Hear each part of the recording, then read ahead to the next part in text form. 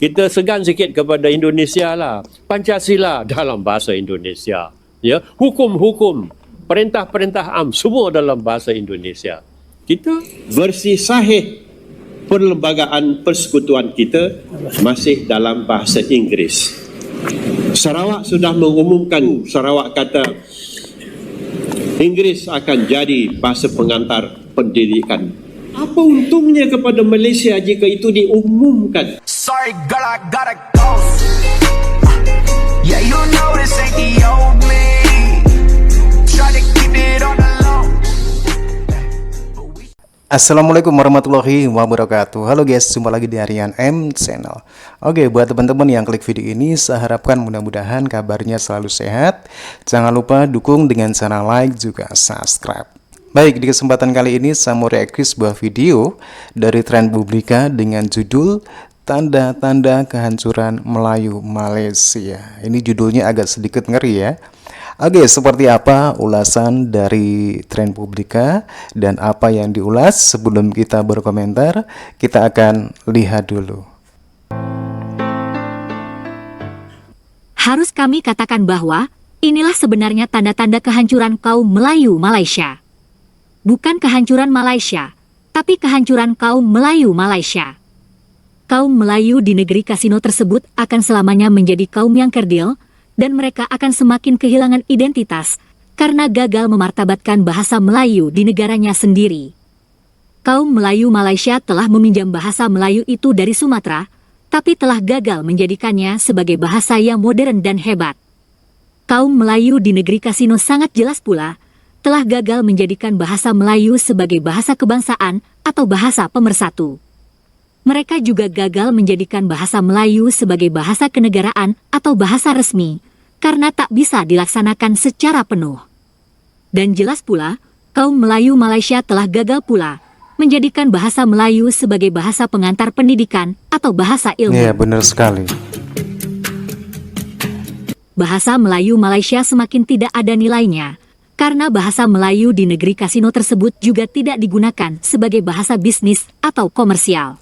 Ini yang dikatakan Jadi, Trend Publika ini mengutip semua apa yang dikatakan oleh orang Malaysia, teman-teman ya. Jadi nggak mengada-ada. Sebenarnya yang ingin mereka sombongkan pada Indonesia. Kaum Melayu Malaysia jelas tak sanggup memartabatkan bahasa Melayu di negaranya mereka sendiri.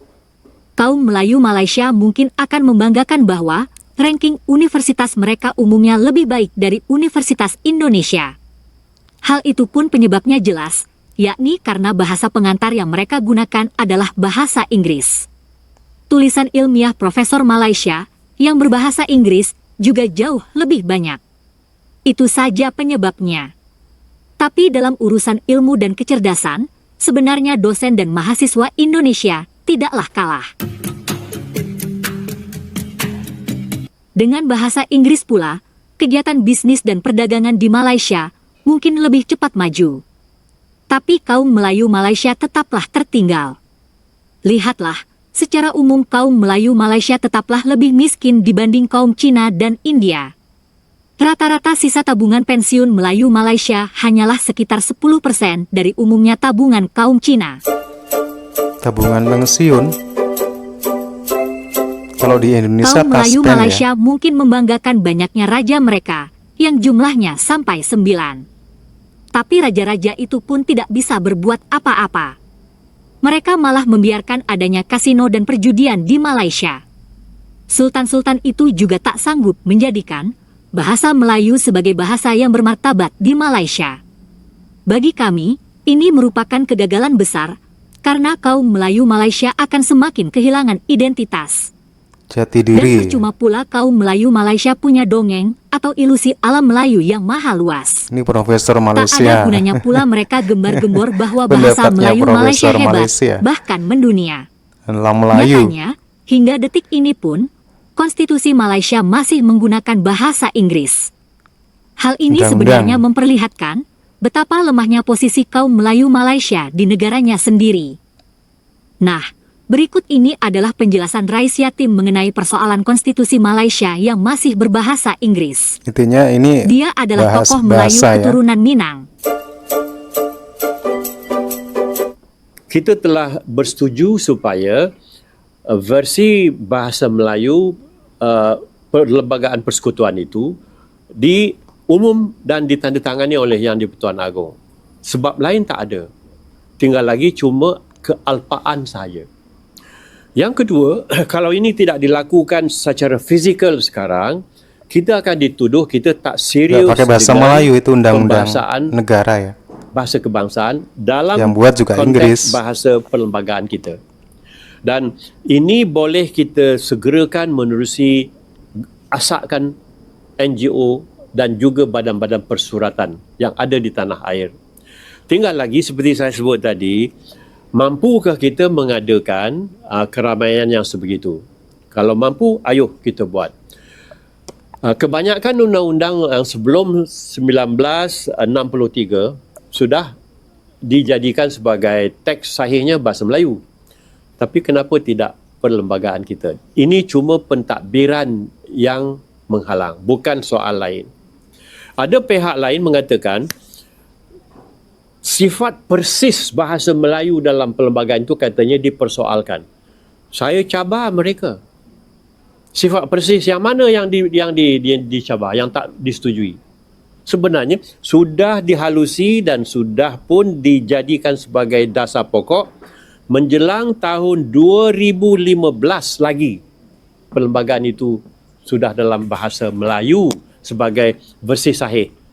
Tapi dalam hal pentadbiran tadi tidak dijadikan. Jadi saya fikir ini mudah, bukan soal dasar lagi. Jadi kalau timbul di mahkamah yang mengatakan peruntukan ini tidak begitu tepat takrifnya, kita berhujah di mahkamah. Apa salah? Biar hakim menentukan. Hujah kan? Biar mahkamah memutuskan. Tapi perlembagaan wajib dalam bahasa Melayu. Versi Inggeris sebagai nombor 2. Saya mesti sebut perkara ini. Sebahagian besar profesion guaman menentang. Mereka yang bukan fasih dalam bahasa Melayu. Mereka fasih dalam bahasa UK. Sebab itu mereka akan cuba menetapkan bahasa Inggeris tu yang sahih. Selain daripada itu, sebahagian besar pegawai tinggi kita dalam AGC juga dilatih di luar negara. Mereka lebih bermimpi dalam bahasa Inggeris daripada dalam bahasa Melayu. Sebab itu agak enggan mengemukakan versi bahasa Melayu.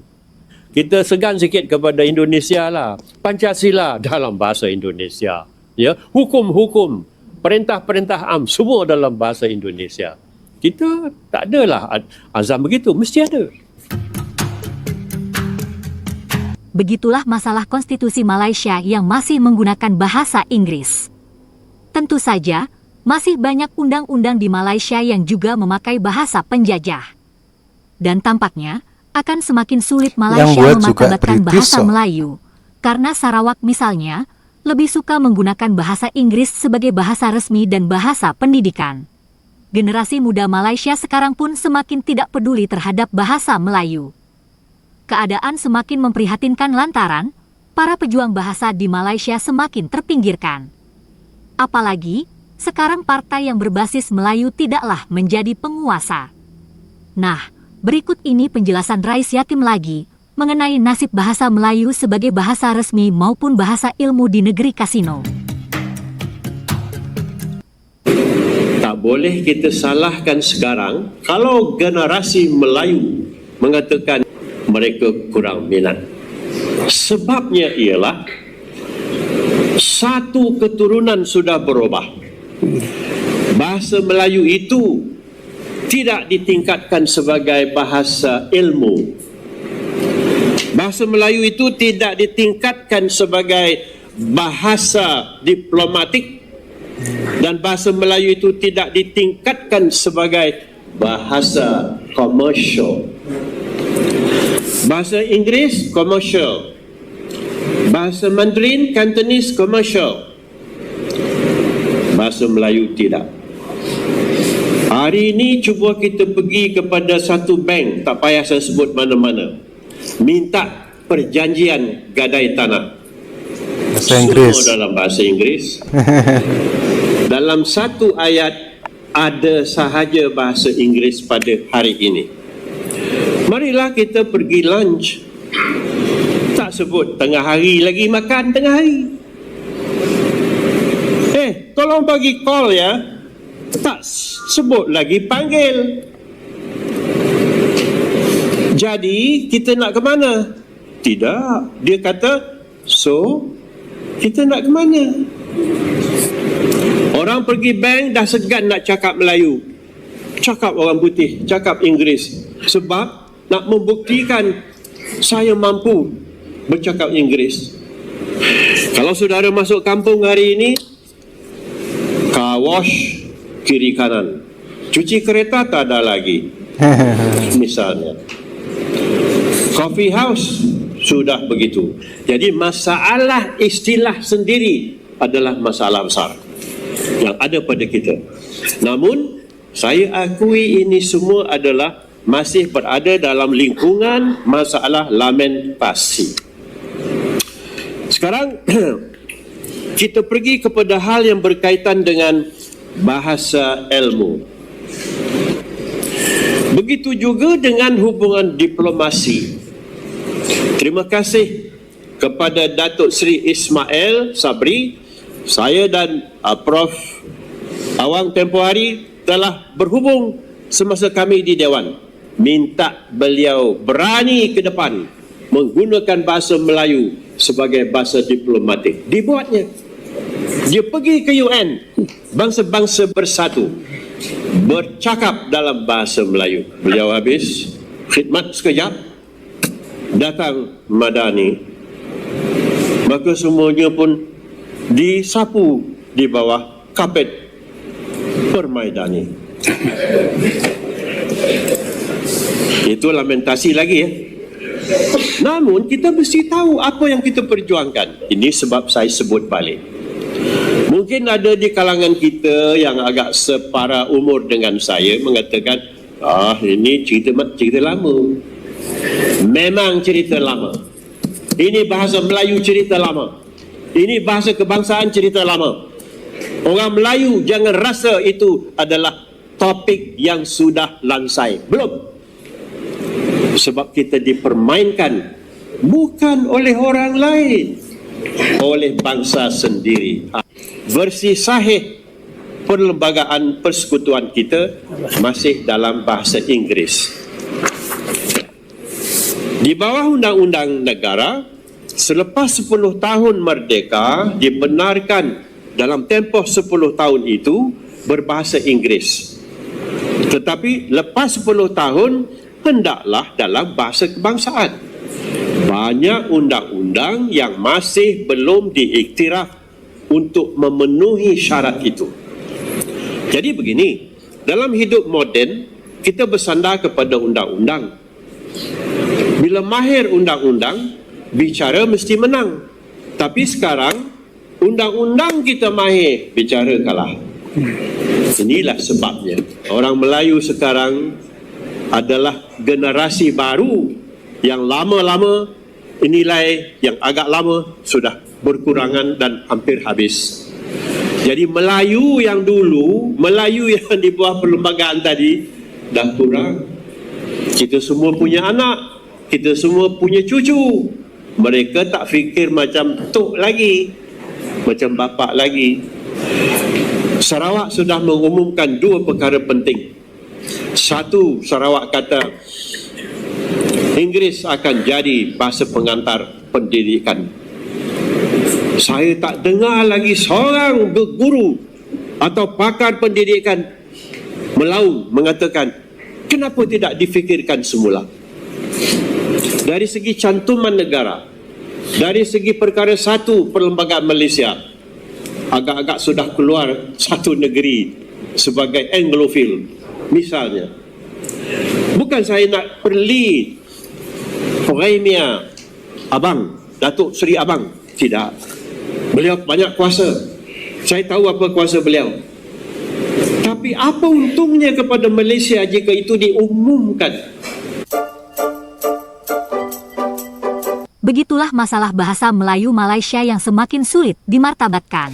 Oke teman-teman ya, Terima kasih demikian satu ulasan video dari Tren Publika yang mengulas tentang bahasa Melayu di Malaysia sebagai bahasa persatuan bagi masyarakatnya, sebagai bahasa resmi di Malaysia. Akan tetapi masih ada kendala terkait dengan penggunaan bahasa Melayu di sana. Banyak hal, salah satunya bahasa Melayu tidak dipergunakan dalam penulisan undang-undang ataupun konstitusi di Malaysia, itu masih menggunakan bahasa Inggris. Dan banyak lagi hal-hal yang terkait dengan penggunaan bahasa Melayu sebagai bahasa nasional di sana, itu tidak dengan baik. Demikian juga masyarakatnya, bagaimana masyarakat Malaysia sekarang tidak begitu antusias dengan bahasa Melayu, selalu mengabaikan bagaimana mereka bisa menggunakan bahasa Melayu dengan baik. Oke teman-teman ya, demikian ulasan dari Tren Publika terkait dengan penggunaan bahasa Melayu. Demikian videonya, dan silakan teman-teman bisa berkomentar, jangan lupa like juga subscribe. Terima kasih dan wassalamualaikum warahmatullahi wabarakatuh.